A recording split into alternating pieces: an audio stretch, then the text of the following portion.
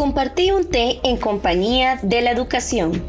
Edúcate, Edúcate, radioeducación donde compartimos temas de tu interés. Descubrí aún más. Muy buenas noches, reciban todos y todas. Bienvenidos a Radio Libertad 570 AM, a Edúcate, un programa dedicado a la educación. Hoy hablaremos sobre cáncer oral. Mi nombre es Anavi Contreras del proyecto social Educa de la Fundación Ciudadanos de Libertad con la colaboración del TCU-TC 640 de la Universidad de Costa Rica. El día de hoy tenemos un invitado especial, es el doctor Sergio Castro Mora, quien es máster en Medicina Oral, Patología Bucal y Maxilofacial de la Universidad Mariano Gálvez de Guatemala, Universidad Cayetano Heredia en Lima, Perú y Universidad do Paraná, Brasil. Es profesor del Sistema de Estudios de Posgrado de la Universidad de Costa Rica, docente del énfasis de dolor orofacial y medicina bucal de la Universidad de Costa Rica y tiene su práctica privada en medicina bucal, además que es conferencista nacional e internacional. Bienvenido al programa, doctor. Muchísimas gracias por aceptar la invitación. Es un honor que esté con nosotros hoy. Muchas gracias a usted y muchas gracias a la gente que está sacando un ratito para escucharnos. Sí, muchísimas gracias a todos los que nos escuchan. De hecho, quiero enviar un saludo a mi familia que siempre sacan el ratito para escucharnos. También a mi amiga Abigail Cordero Mora, que siempre me ha animado mucho con este programa. Y un saludo especial a Manuel Oces Vega y Diego Arias Picado, que me ayudaron muchísimo al inicio de este proyecto. Muchísimas gracias. Muy bien, hablemos del cáncer. Bueno, según Sir Rupert Willis, en una definición que está vigente desde 1952, el cáncer es una masa anormal de tejido que tiene un crecimiento que no es igual al de los tejidos que lo rodean y además persiste de una forma agresiva a pesar de que se elimine el estímulo que desencadenó que este tejido cambiara. También la Organización Mundial de la Salud reveló que el cáncer es una de las primeras causas de muerte a nivel mundial, que atribuyó en el 2012 a 8.2 millones de muertes. Entre los que causan mayor número de muertes son los cánceres de pulmón, hígado, estómago, colon y cáncer de mama. El cáncer empieza con una transformación de una sola célula, que puede tener un origen en agentes externos o factores genéticos heredados. En Costa Rica, según el INEC, que es el Instituto Nacional de Estadística y Censos, el cáncer es la segunda causa de muerte. En esta ocasión vamos a hablar sobre el cáncer bucal. A este cáncer también se le conoce como carcinoma de células escamosas. Doctor, ¿cómo podemos identificar el cáncer en nuestra boca y cuáles son las zonas en las que tenemos que poner más atención? Bueno, Anavi, pocas palabras o pocos diagnósticos generan en la gente tanto miedo como la palabra cáncer. En el contexto del cáncer de boca, que incluso, aunque no me lo creas, todavía hay gente que cree que no ocurre el cáncer de boca. El cáncer de boca es una enfermedad que ha venido ganando terreno de manera tal de que en algún momento de la historia de nuestro país estaba como de número 17 y hoy por hoy se ubica entre los primeros lugares, entre los 10 primeros lugares de causa de este tipo de enfermedades. Como vos bien mencionaste, el cáncer, la definición de cáncer, más bien de neoplasia, que es el término científico que se utiliza para definirse estas cosas, es un crecimiento de tejido que crece y que por más que usted intente detener ese crecimiento, ya sea quitando el factor que lo provocó o bien quitándolo sin hacer mayor cosa, esta lesión tiene capacidad de crecimiento. Esto es muy importante porque va a representar uno de los principales factores que vamos a ver en boca. Vos me preguntabas que cuáles son, digamos, las principales zonas que en la boca se ven afectadas. Uno de los principales problemas, Anavi, que tenemos con el cáncer de boca es que aparece sobre todo en zonas que uno puede confundir con un mordisco, porque aparecen bordes laterales de la lengua, aparecen los cachetes por dentro, aparecen zonas que uno perfectamente puede decir fue que me mordí, ¿no? Con respecto a cuáles son, digamos, los signos y síntomas más frecuentes, haciendo alusión a lo que vos mencionaste de que el principal tipo de cáncer de boca es una variante que se llama carcinoma de células escamosas. Eso es un detalle que debe de recordarse porque este surge de la parte más superficial de la piel que recubre la boca. Y esto significa que cuando el cáncer comienza a formarse, no duele, no pica, no arde, no hay ninguna sensación ni nada raro. Y todos esos signos y síntomas del dolor, del adormecimiento, de las cosas que uno puede sentir cuando se tiene cáncer de boca, es porque la lesión ya es particularmente profunda. ¿Cómo aparece? Es decir, ¿qué son los principales signos y síntomas que vemos cuando el cáncer está empezando a aparecer en boca? Pues aparecen costras blancas que no se quitan con nada y que tienen periodo de evolución, es decir, que duran más de 8 días en boca sin que éstas desaparezcan. Aparecen como lesiones tipo úlceras o lo que la gente conoce como llagas. También aparecen como lesiones o costras rojas que tampoco son dolorosas y que tampoco se eliminan en un plazo máximo de 8 días. Yo diría que con que la gente recuerde esos 4 puntos, es decir, que aparece en zonas donde uno se puede morder, que aparece como costras blancas, costras rojas o como úlceras, yo creo que es un buen elemento para poder, digamos, trabajar sobre el concepto de cáncer de boca. Muy bien, doctor. Y entonces ya sabemos que no produce dolor cuando va a aparecer, pero ¿qué síntomas podemos decir que presenta el cáncer oral? Tendríamos que dividirlo en 2 partes. Uno que es, antes de que dijimos que el carcinoma es algo que aparece en la parte más superficial de la piel. Cuando se mantiene en esa parte superficial, pues lo que van a aparecer son esas lesiones costras blancas, costras rojas, lesiones ulcerativas. Cuando ya la lesión comienza a meterse hacia abajo, es decir, ya comienza a meterse en las partes profundas de los tejidos de la boca, entonces ahí sí comenzará a haber dolor. Puede haber, por ejemplo, dolor de oído, dependiendo de la zona en la que se encuentre. Puede haber sensación de adormecimiento, puede haber dolor franco, pero desafortunadamente, y digo desafortunadamente, la enorme mayoría de los casos empiezan siendo totalmente sin ningún signo o síntoma. Por eso aquí la recomendación clara es que si en la boca vemos una mancha de cualquier color, particularmente blancas o rojas, o vemos una úlcera y todo esto tiene más de 8 días de evolución, lo mejor es hacerse ver por un especialista para que determine que eso no vaya a ser cáncer. Comprendo. Doctor, se escucha mucho que el cáncer bucal aparece en el borde lateral de la lengua. ¿Qué nos puede decir usted al respecto? Pues que sí, desafortunadamente es, como te digo, la localización más frecuente de todas las que aparecen en la boca, y es una verdadera pena porque, como te digo, la gente suele pensar que es producto de un mordisco. Hay que tomar en consideración de que si de verdad uno se hubiese pegado un mordisco, pues lo lógico es que le duela. Es decir, una úlcera producto de un mordisco es algo tremendamente doloroso. ¿Quién no se ha mordido de repente comiendo, te pegas un mordisco y es algo que duele muchísimo? Pues bueno, no estar consciente de que se pegó un mordisco y más aún de que esa úlcera que aparece en el borde lateral de la lengua no sea dolorosa, ya es sospechoso. Ok, doctor, ¿y cuáles serían entonces los factores de riesgo para el cáncer oral?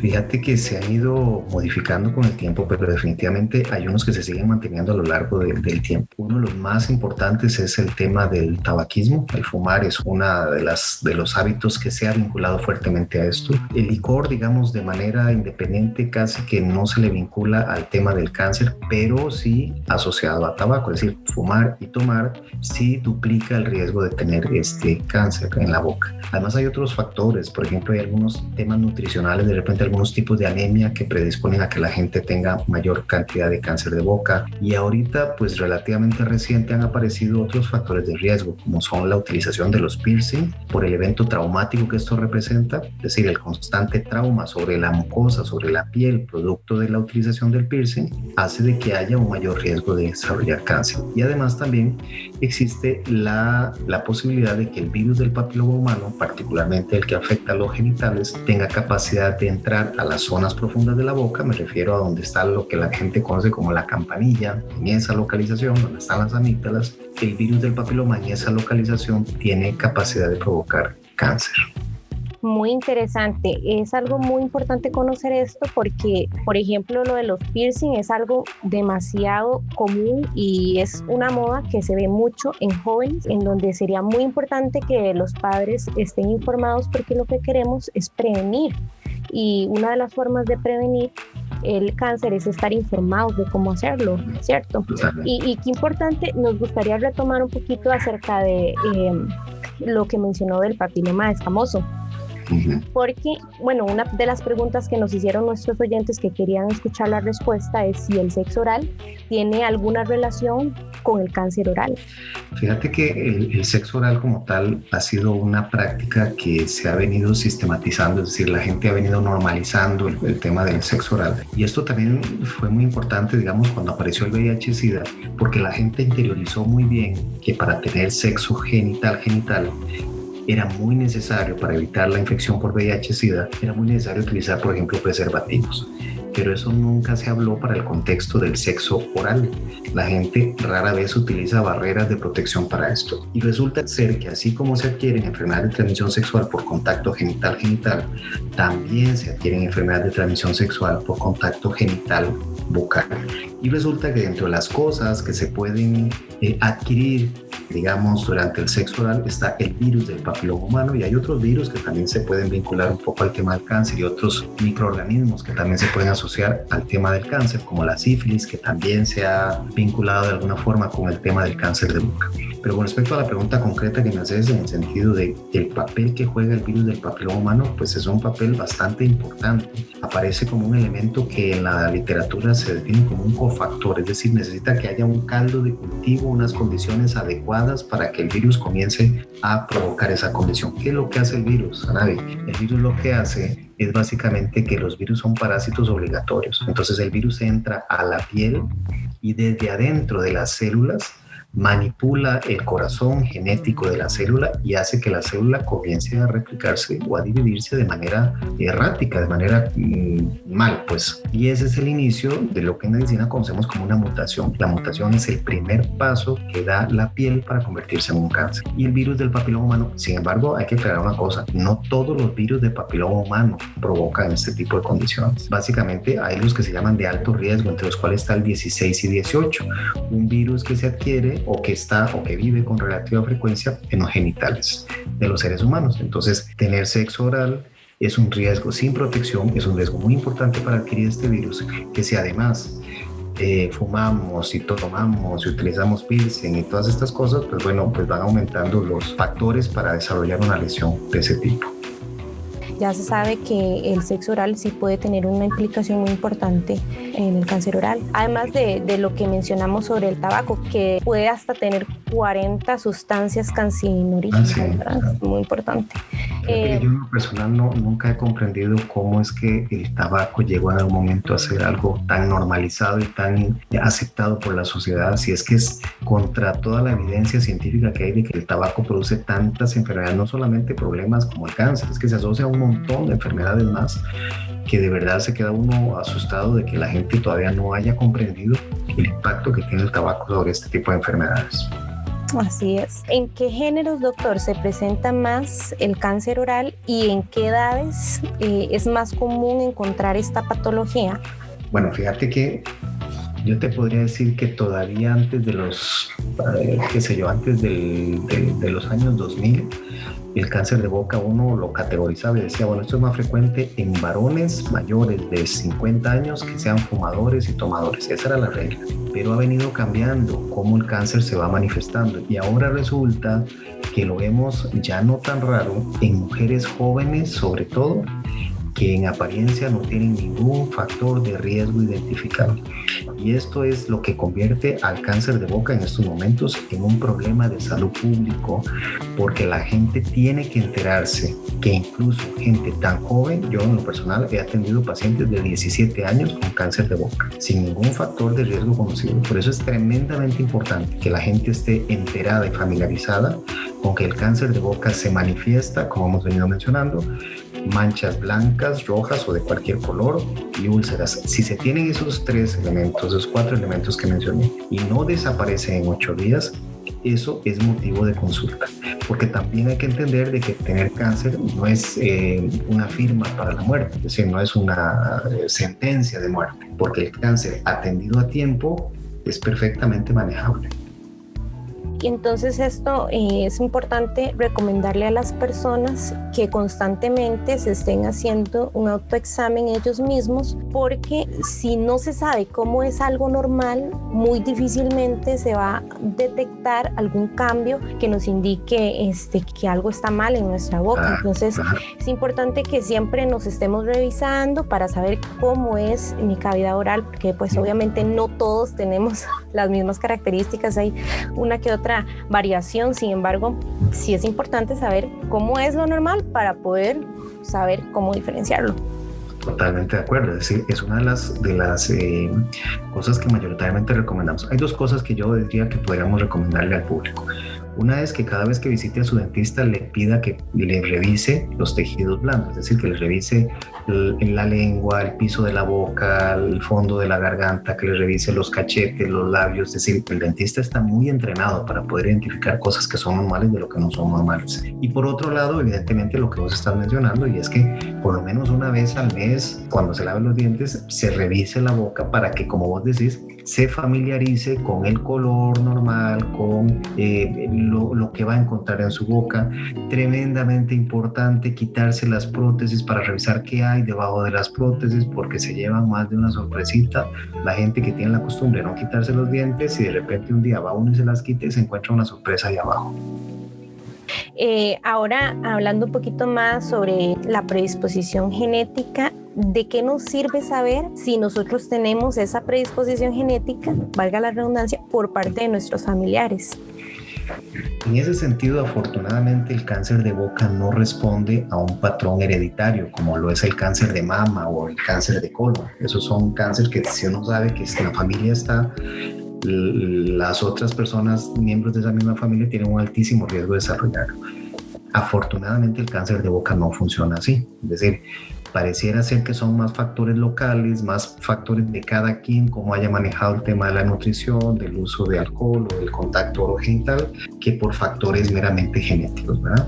Sin embargo, pues el saber y el reconocer de que en la familia hay una predisposición genética al desarrollo de cáncer, pues aunque no se esté desarrollado el tema del cáncer de boca, también hay que entender otra cosa, ¿no? Y es que en la boca puede surgir cáncer, pero a la boca puede llegar cáncer desde otras partes. Por ejemplo, alguien que tenga cáncer de mama podría desarrollar una metástasis que va a la boca, ¿me entendés? Entonces, al final de cuentas, también visto desde la forma de la metástasis, pues sí representa un factor de riesgo otros tipos de cáncer genéticamente influenciables.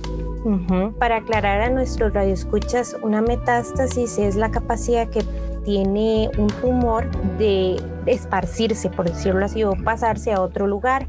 Por ejemplo, si existe un tumor en la boca, que sería el tumor primario, este tumor podría hacer metástasis o pasarse también al pulmón, por decirlo así. Ese sería el tumor secundario, y entonces sería un tumor con capacidad de metástasis.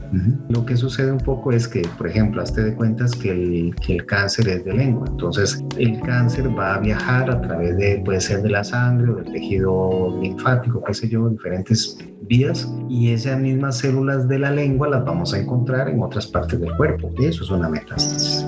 Exacto. Y la metástasis es una de las características que tienen los tumores malignos. Sí. Entonces es importante también saber que esto puede suceder. Una de las cosas que por eso es importantísimo que la gente entienda que el cáncer de boca se tiene que detectar en estadios muy tempranos, es porque el problema es que si el cáncer de boca hace metástasis, primero es muy fácil que haga metástasis, porque por ejemplo en el piso de la boca hay grandes vasos sanguíneos, hay tejido por donde el cáncer podría meterse, y segundo que evidentemente ya cuando el paciente tiene metástasis, cuando el cáncer de boca ya se pasó para otros lados, pues tiene peor pronóstico. Ahí la cosa sí se complica y muchísimo. Sí, claro. Aquí hay que hacer entonces como un llamado a la atención al diagnóstico temprano del cáncer oral. Sin lugar a dudas, esa es la mejor manera. Nadie debería morirse de cáncer de boca, nadie, porque es una enfermedad que avisa en promedio con 5 años de anticipación. Es decir, hazte cuentas que a alguien le aparece una mancha blanca en la boca y esa lesión dura, esa mancha blanca dura en convertirse en cáncer 5 años. O sea, 5 años que está la mancha ahí diciéndote, me voy a convertir en cáncer, me voy a convertir en cáncer, y si no le prestas atención, se convierte en cáncer. Si la gente se quitara esa mancha o consultara con un especialista sobre el tema, pues no pasa nada, se quita la mancha y listo. ¿Que era cáncer? Sí, pero bueno, era solo ese pedacito, ya no pasó a más. Entonces, doctor, ¿será posible que el estrés predisponga al cáncer o que tenga alguna relación con una persona ya diagnosticada con cáncer que empeore su pronóstico? Pues mira, no se ha descrito como que el estrés propiamente pueda jugar un papel importante en el desarrollo del cáncer de boca. Lo que sí juega un papel importantísimo es cuando la gente se está recuperando del proceso de cáncer. O sea, yo he visto pacientes que tienen, por ejemplo, lesiones por cáncer muy pequeñitas y otros que tienen lesiones enormes, que la forma en la que la gente emocionalmente tome la noticia y entienda el tratamiento que se le está aplicando es muy importante. He visto que esa persona que tiene un cáncer enorme, que tiene una buena actitud, logra salir adelante, y he visto gente que tiene un cáncer tremendamente pequeñito, que desde el principio está convencido que se va a morir, está deprimido y la cosa comienza a complicarse. Qué importante es mantener una buena actitud. Entonces es importante detectarlo con mucha antelación, así prevenir esta enfermedad. Doctor, ¿nos podría contar un poquito acerca del tratamiento que reciben las personas con un diagnóstico de cáncer oral? Bueno, eso va a depender de qué tan avanzado está el cáncer. Si el cáncer es una lesión pequeña y no ha profundizado mucho, el tratamiento es meramente quirúrgico, es decir, quitar el pedacito afectado. Pero hay que mencionar una cosa que sí es importante, y es que el cáncer de boca es muy necio. Es decir, es una lesión que puede aparecer y volver a aparecer y volver a aparecer, por lo que el paciente no se le da de alta así tan fácil, sino que uno le da seguimiento a lo largo de muchos años para poder pescarlo si es que eventualmente vuelve a surgir. Ahora, ya el uso de quimioterapia y radioterapia va a estar de la mano de qué tan complicado es el cáncer. Por ejemplo, si ya hizo metástasis a otras partes, ya será necesario no solamente la cirugía, sino que será necesario también utilizar algo de quimio, algo de radio, me explico.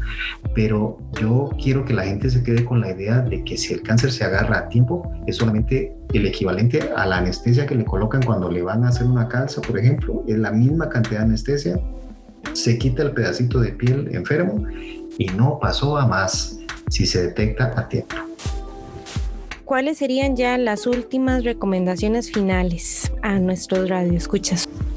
Básicamente es no fumar, licor con moderación, buena alimentación, sexo oral con protección y chequeos periódicos, tanto uno mismo en su casa ante un espejo y buena luz, y cada vez que va al dentista pedirle que le revise los tejidos blandos. Perfecto, doctor. Estoy segura que nuestros oyentes concuerdan conmigo en que son recomendaciones bastante puntuales y fáciles de recordar, así que juntos vamos a prevenir el cáncer oral. Hemos llegado al final de la entrevista. Muchísimas gracias, doctor, por haber compartido esta información tan interesante con nosotros, y estamos muy contentos de que haya formado parte del tercer programa de Educate, y muchísimas gracias.